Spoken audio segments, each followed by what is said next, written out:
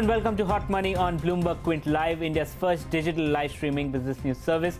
This is a show which gets you a complete wrap of all the stocks that are buzzing in trade. I'm Darshan Mehta. Let's welcome our experts then, independent investment advisor Sharmila Joshi and Rakesh Tarway of Reliance Securities join us on the show. Thank you to both for joining me on the show. Today on Hot Money, we'll discuss stocks like ITC, Bajaj Finance, Titan and Eicher Motors. But before we start with ITC, just a quick word, Rakesh, on the budget. Anything that you made of it? What did you make of it? Budget was overall okay, means in terms of fiscal deficit and all, it was fine. Considering the numbers which have means on the crude side, these are respectable numbers which have come on the fiscal deficit side. The one dampener is obviously the long-term capital gains tax. Now, long-term capital gains tax, one thing which they have done, they have grandfathered the cost, which will prevent us selling immediately in the stock market. So that's one good thing. That is definitely a dampener, but I think people will come over it over a period of time. Overall, happy or happy with the budget? We are okay with the budget. What about you, Sharmila? Any view on the budget? Are you happy? Are you unhappy? What did you make of it? Quickly before we start Hot Money. Yeah, I'm a little indifferent. I think I expected more, considering that this is the last full budget before the election year. I really expected them to go whole hog on really improving the capex cycle. So I expected a lot more to come to. I mean, it has come, but it's come in like bits and pieces. I don't think you'll get a very clear picture. Though they did speak a lot about agri. Actually, if you really boil it down to number terms and money terms, no one sector has really got that impetus to really take it forward or to take the whole capex cycle forward, which is what I was expecting. So I'm a little disappointed on that front, and obviously this LTCG thing.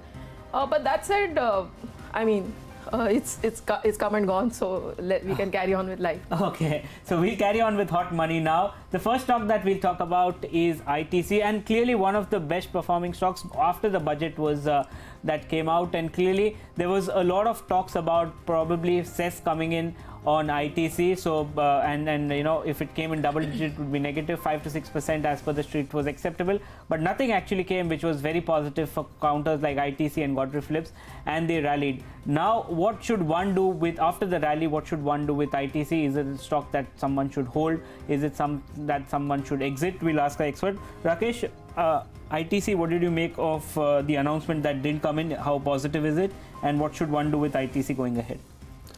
In our opinion, means last year after GST, means they give an extra cess on ITC. So in the budget, there was again an expectation that something else will come. That has not come in ITC. So that's a positive thing. Now GST is already settled. So no tax, extra tax on cigarettes is possible now for some time. Budget is gone. So you have means basically clear runway for another at least a year where not much negative news from the government side is going to come on the ITC. Plus the stock is trading now reasonable considering other FMCG companies. Stock is very reasonable. It has formed a good base.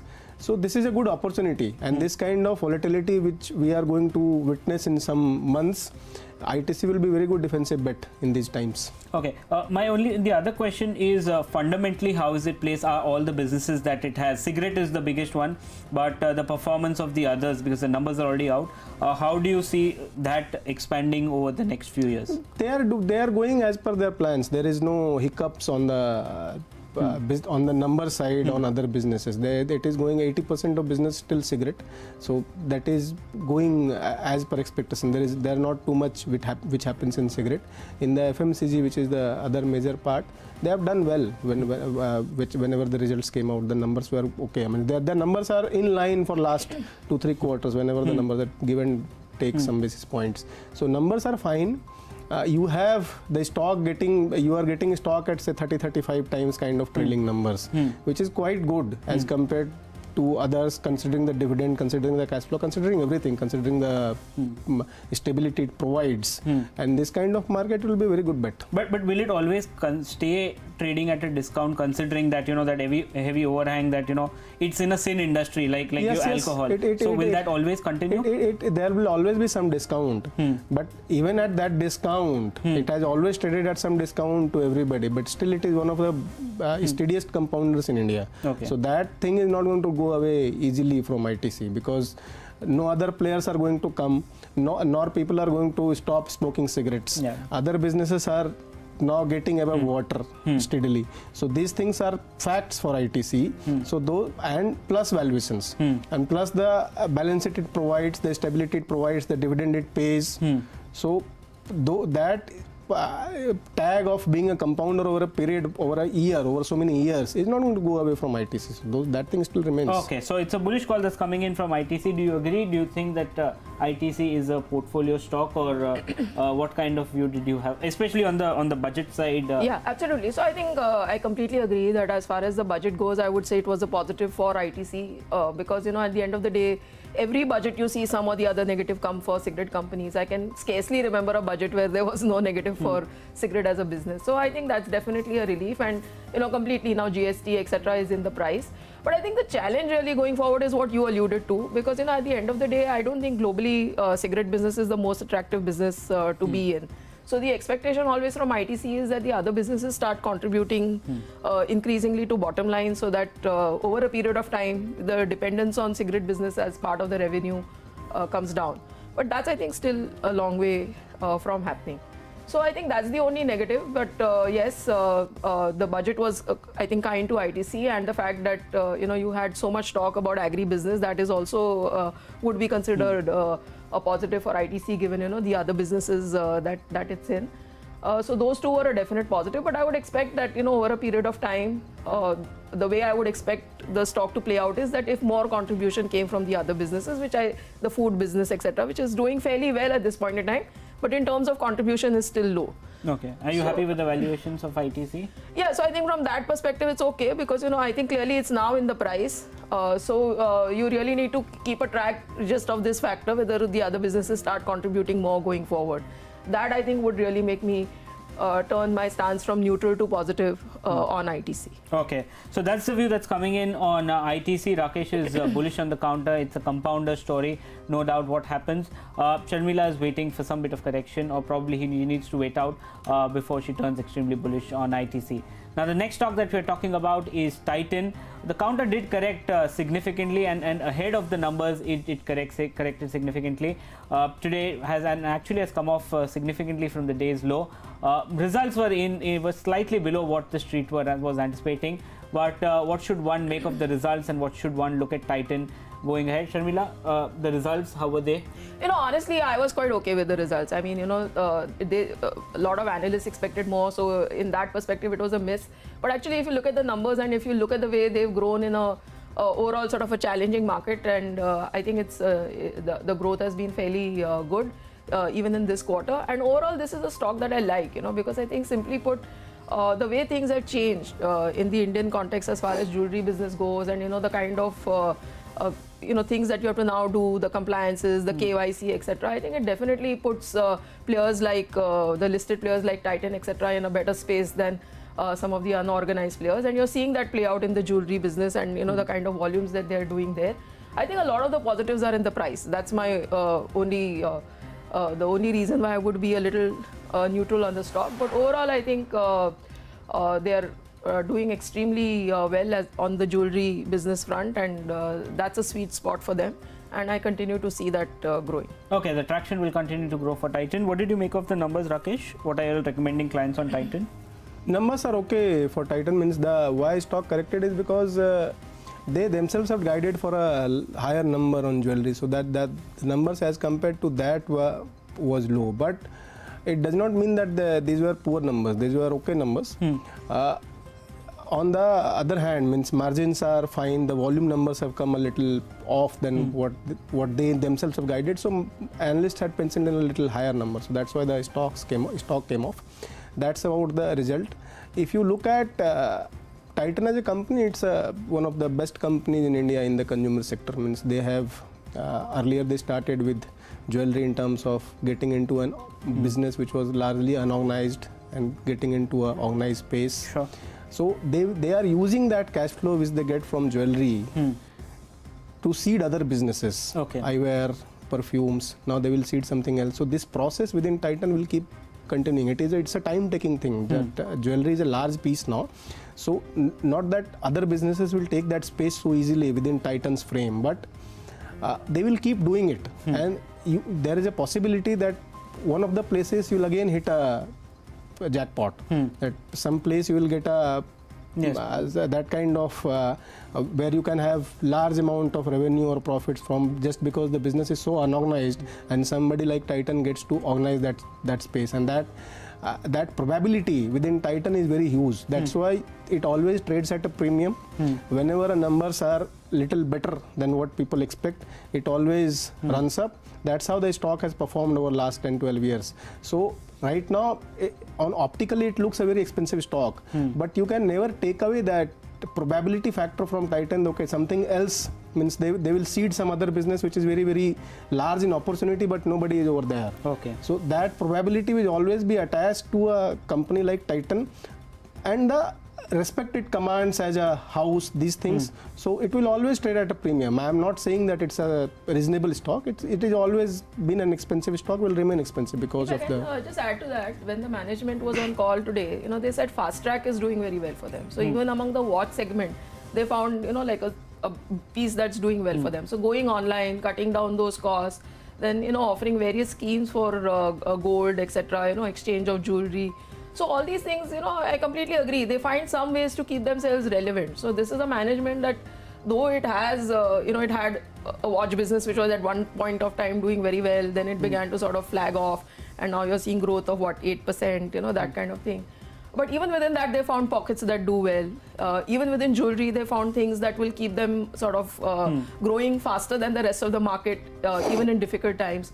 So, I think that's one of the reasons I completely agree why I like the company, because they keep finding things that they, where there's a gap and where they can sort of step things up. Okay, so it's a positive view that's coming in on Titan from both of our guests. And the next stock that we'll talk about, again, always the question comes in growth versus valuation.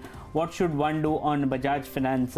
Numbers that came out, it came out during the budget hours, went pretty unnoticed, but strong set of numbers. The counter did move up significantly, but it's down in today's trade. Rakesh, Bajaj Finance, growth or valuation, what did you make of, firstly, the numbers and the big debate on Bajaj valuation? What will you chase, growth or valuation? The numbers are okay, numbers, they have delivered 38% kind of profit growth. NII growth is in similar lines. You have NPAs which are under control. In a business where book turns, basically consumer business book turns almost every year. In that kind of business, you are maintaining a very good asset quality over so many years. They have been great executioner of the business. They have executed the business very well, and they have seeded so many business lines. They started with one business, then now they are placed everywhere, very innovative. They keep getting into newer businesses within consumer segment also. So all these things are great about Bajaj Finance, and they will remain like that. Valuations always are in line with growth. Since they are still growing at 30-40%, I don't think you are going to get a room on valuation unless until you are on a very bad day. If some bad day, something happens across the globe, you will get something cheaper in Bajaj Finance. But those days should be utilized to actually, if it's a portfolio stock, if you are having a 3-5 year view, it's a portfolio stock. You have to own that stock because they have executed, they still have a balance sheet which is not very large when you see India as a whole. So they still have a lot of headroom to grow in terms of balance sheet. And these kind of stocks you never get cheap. These kind of stocks will always remain expensive, and after so much of execution has happened, this would have been cheap say 5 years back when the thing had started. After 5 years when they have executed so much, I don't think they are going to get it cheap so easily. On bad days when something happens, something extraordinary happens within market, you get a stock cheaper, you should be ready to add these kind of stories to your portfolio. Valuation will always be expensive in these kind of stocks. My question is how long can they keep on growing at this rate, because their size is also getting larger. So on a base this thing, and how important is and how big of a risk is competition, because now when they started they were pretty much the only one.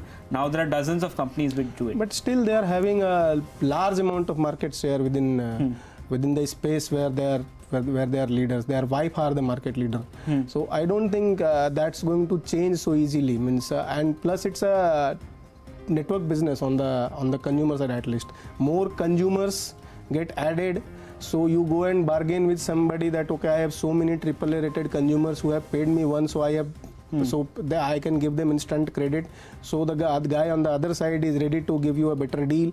So it's a kind of network. So that is not so easy to build. It will keep feeding itself. So as far as competition is concerned, they have to basically cross that path first. They will have to go to they have 5 million customers on consumer side where they're saying they have paid me once. So you can go and bargain with anybody else. How will you do with the competition? Competition has to start somewhere, no? So that will always, they will always have a first mover advantage. So that thing will always be in the valuation. That's one. And how long can they grow like this? That question is relevant for last 3-4 years. Everybody is asking after this much balance sheet how long, and they have kept growing. So there is something which is there, which is inside. My take is that still the balance sheet, overall balance sheet is not very large as compared to whatever is India's lending capabilities or the so that balance sheet is not very huge. So till the time there is headroom on that balance sheet, they will keep growing. Maybe that growth rate will come down a bit. They can't grow at 40% for next 5 years, obviously, but even if it comes off by a 10 percentage point, it's still a very high growth business. Do you agree, high quality business? Sharmila, do you agree on Bajaj Finance that they will be able to grow even at a lower rate? Is it still attractive at these valuations?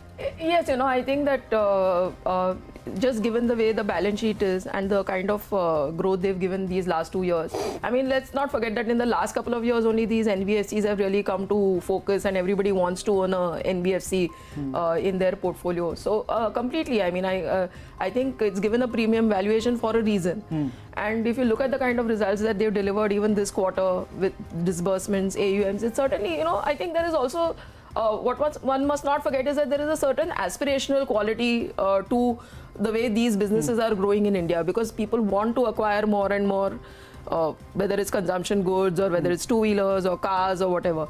So I think there is still a very big gap between where banks are able to service and where NBFCs are able to service. And they've managed to, a company like Bajaj Finance, with the kind of customers they have, the kind of network they have, they're completely in a sweet spot. So, I think that it's as you say, as he said, like, if you get a fall in the market, use it to buy the stock. So I completely agree with Rakesh on that if you see a fall in the stock, use it to buy the stock. But I wouldn't let the valuations trouble me too much, because I do continue seeing this growth for at least the next couple of years. Okay, so growth seems to be the story that you should watch out when you're looking at Bajaj Finance, not valuation, because they deserve that premium valuation as per our guest. And the final stock that we're talking about is Eicher Motors. Some bit of concerns over the past few months led to the big crack on Eicher Motors in terms of whether the capacity is there, as the capacity is slowing down. But the last few days have been good for Eicher Motors. The sales numbers that came out were pretty decent for Eicher. Sharmila, Eicher, what did you make of it? Yeah, absolutely. I think the kind of sales numbers that they've done, they kind of bear out the fact that there is still a great demand for their products, and the fact that their margins continue to be very good. I think, as you say, the challenge going forward for them will be, because there will be a lot of two-wheeler players within the domestic environment, whether it is a Bajaj, whether it's a TVS, which will come out with premium products, which are sort of, competing with the kind of lineup that Eicher has. So I think their effort has also been to find export markets where they could, similar to Indian demographics, where they could replicate their story. But that said, I think, the kind of numbers that they're doing and the kind of product offering that they have and the way they've really built their brand, where they're talking of experience and, not so much of numbers and, the kind of store layouts they have, etc. I definitely would again put this, in the same, I think all the stocks that we've discussed today, they're really, in that sense, portfolio stocks and, very good quality names. And if you see a crack in any of them for any reason, you should use it to buy the stock. I think we are waiting for the numbers. I think they're out on Feb 7th, if I'm not mistaken. So take a call closer to that date. But definitely, I think this is again one of those stocks which I would look to add on a fall. Okay, Rakesh, you don't track Eicher as such, but do you have a view on the two-wheeler space? How should that be going ahead? The two-wheeler space means volumes have grown very good for in last 1 year. Within Eicher also has done quite well in terms of volume, but why the stock corrected over last 2-3 months is again means the expectation was like 50% growth. It is coming at now 30-31%. But 50% growth was coming at a much lower base. Means now the base is almost 60,000 bikes, around 60,000 bikes a month, right? They sold 78,000 bikes last month. So the capacity came. So actually 78-80,000 bikes now, which cost 2 lakh rupees average. So the growth is not going to be 50% on all the bases. So that's why the stock came off a bit. But again, means once time passes by, say 6-8 months pass by at these prices, so the prices will adjust to a new growth level. So after that, stock will again do well. And there is no dearth of demand for these bikes. They are still selling only 70,000, 80,000 bikes a month. Demand is much higher. Means they are still means people are new There's guys waiting are, period. waiting period is not too much now, but new brands are getting launched. They are also doing brisk business. It's like scooters. Means scooters. Honda Activa was there, then 1.5 lakh. Even Hero started selling. Then TVS came, they also started selling 1 lakh. So there is a demand for that product.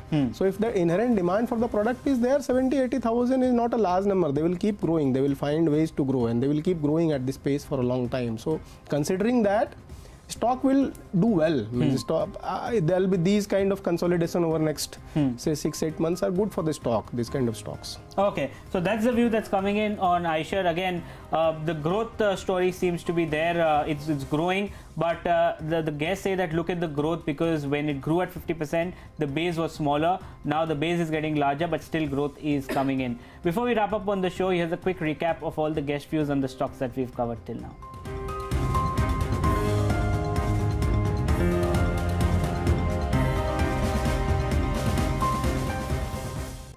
Okay, with that, it's a wrap on today's Hot Money. Sharmila and Rakesh, thank you so much for joining me on the show. Ask BQ comes up next. Stay tuned to Bloomberg Quint.